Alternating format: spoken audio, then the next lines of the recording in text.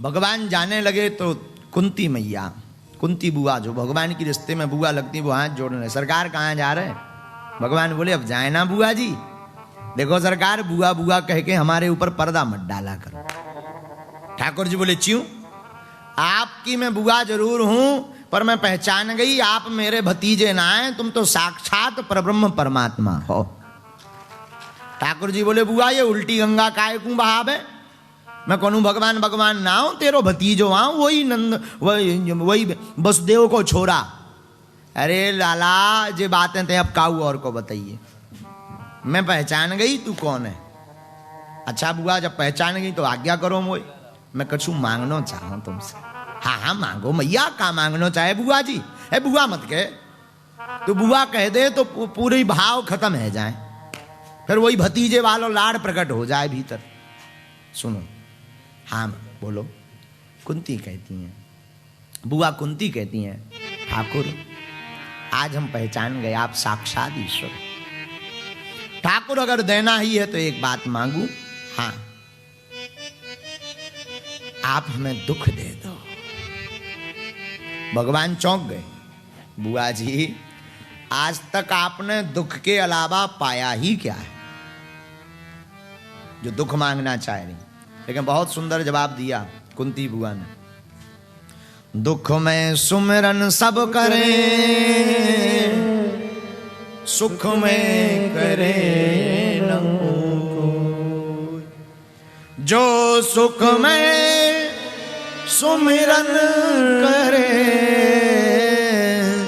सो दुख काहे कोई,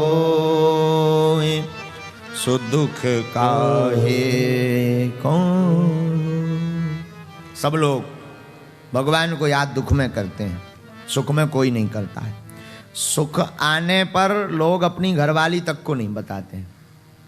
हाँ, और दुख आ जाए ढोल बजाते फिरते हैं, अरे महाराज घुटनों में बड़ो दुख है, अरे महाराज पीछे थे टूटी पड़ी ये करे आई। अरे नक्कटा जब बढ़िया जवान रहो तब तो वृंदावन याद न आओ, जब जवान रहो तब तो बागेश्वर धाम याद न आओ।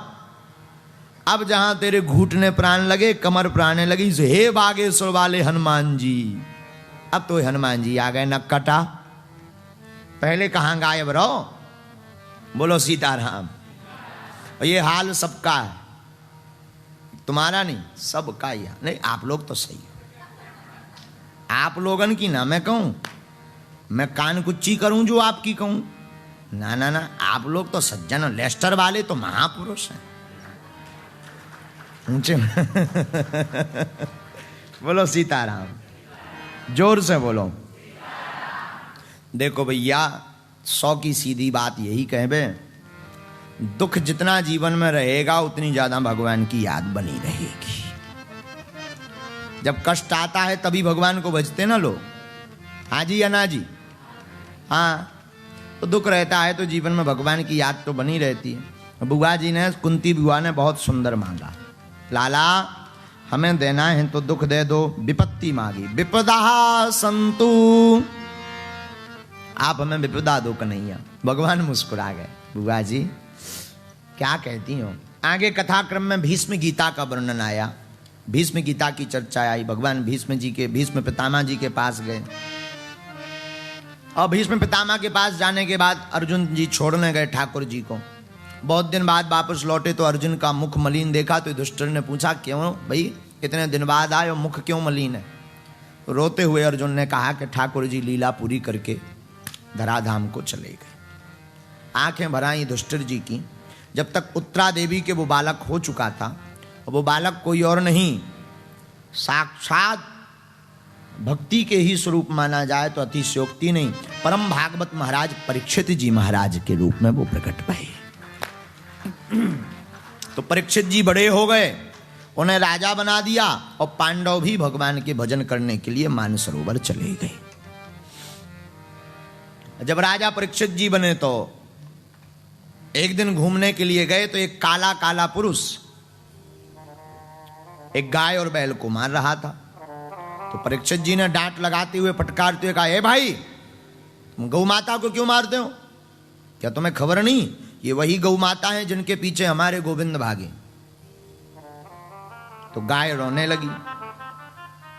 बार बार जब रोने लगी तो काले काले पुरुष से पूछा कि भाई तुम कौन हो?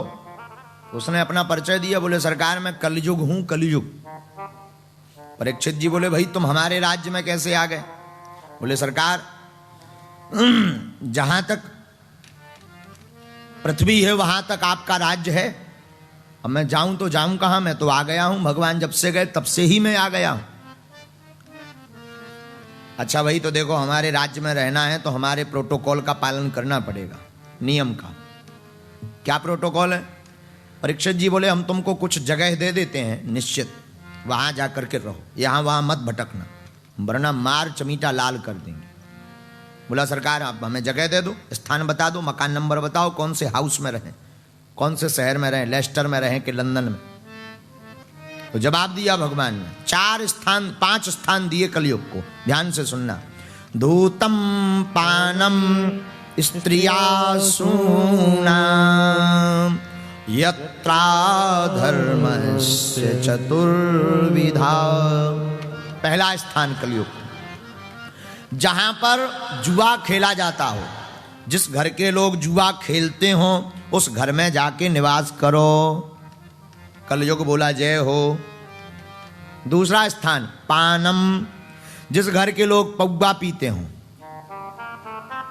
जहां पौवा बेचा जाता हो, धन्य रे इंग्लैंड की धरती थे तो बिटियां लो पीती। हाँ, एक दिन हम लंदन गए, वेम्बली में कथा थी, तो महाराज जी बोले आपको हम चलो घुमा लाए। हमने कहा चलो, नो प्रॉब्लम। वहां गए तो अंग्रेजी तो हमें आती नहीं, I can not speak in English but I understand your feelings. गए तो वहां पर कुछ देर तो कुछ नहीं, थोड़ी देर में भैया वहां का रंग बदलने लगा।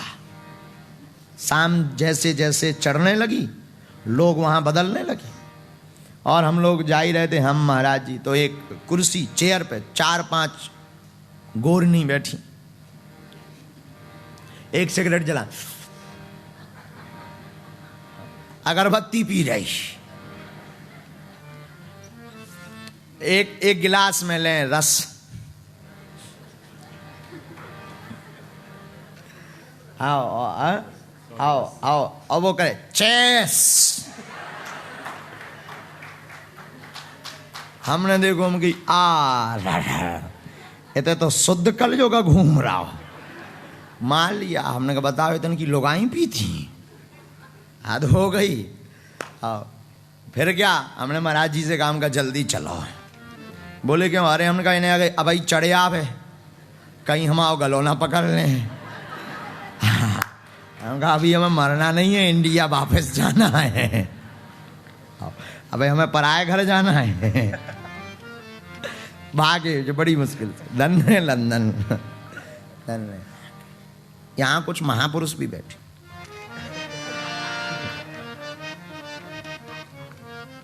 समझ जाओ, हम आओ भाई भाई ये बता रहा। बोलो सीताराम। तो पहला स्थान जुआ, दूसरा पानम, जिस घर में लोग मदरा पौवा पीते हो, ड्रिंक करते हो या बेची जाती हो, जाओ तुम वहां निवास करो। तीसरा स्थान स्त्रिया सूनः, जिस घर में लंपट व्यक्ति पुरुष या महिला रहती हो। लंपट का मतलब चरित्रहीन। जिस घर की स्त्री पर पुरुष का संग करते हो या पुरुष पर स्त्री का संग करते हो, हे कलयुग जाओ तुम उसके घर में जाकर निवास करो। कलयुग बोला जय हो। चौथा स्थान है जहां पर जीव जंतुओं की हत्या की जाती हो, मांस बेचा जाता हो या मांस खाया जाता हो। कलयुग जाओ ऐसे चौथे स्थान पर निवास करो। कलयुग बोलो जय हो। कलयुग बोलो सरकार। परीक्षित जी से बोले हाँ। बोले आपने जितने भी मकान नंबर बताए सब खराब। अब बताए तो कोई दिक्कत नहीं, आपका राज्य है, चाहे जो करो, लेकिन महाराज कम से कम एक ठैया बेडरूम तो बढ़िया दे दो। मकान कितना भी बेकार हो, कम से कम बेडरूम ठीक ठाक होना चाहिए, कम से कम सोने में आनंद आए। अच्छा बेडरूम नहीं तो बैठका ठीक दे दो, लोग आए तो बैठका तो ठीक होना चाहिए कि भाई हाँ ठीक ठाक बना है। तो परीक्षित जी बोले देखो भाई अब इसमें बदलाव तो होना नहीं, 5वां स्थान ले लो। बोले क्या? बोले 5वां स्थान है सोना। सोना यानी स्वर्ण, गोल्ड। जाओ तुम गोल्ड में निवास करो, सोने में। कान खोल के सुन लो, स्वर्ण में गोल्ड में कलयुग का निवास है। जितना घर पर रखा हो कल कथा में चढ़ा देना।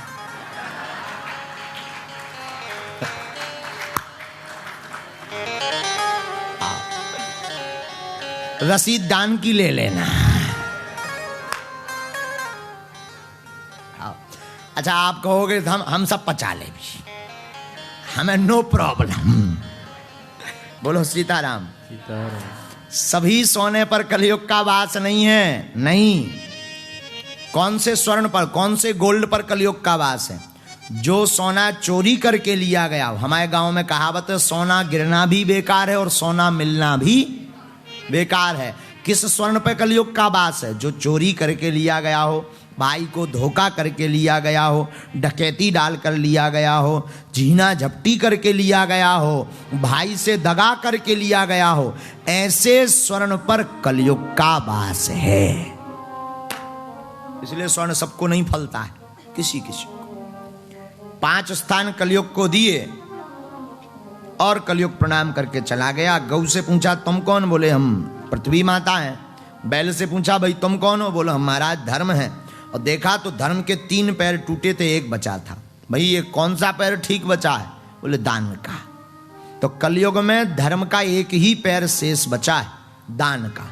और दान भी अनेक प्रकार के होते, गुप्त दान, महादान, नगद दान। जो जैसा करता है सो पाता है। लेकिन आजकल का जमाना उल्टा है। आजकल दान तो देना चाहता पर नाम चाहता है।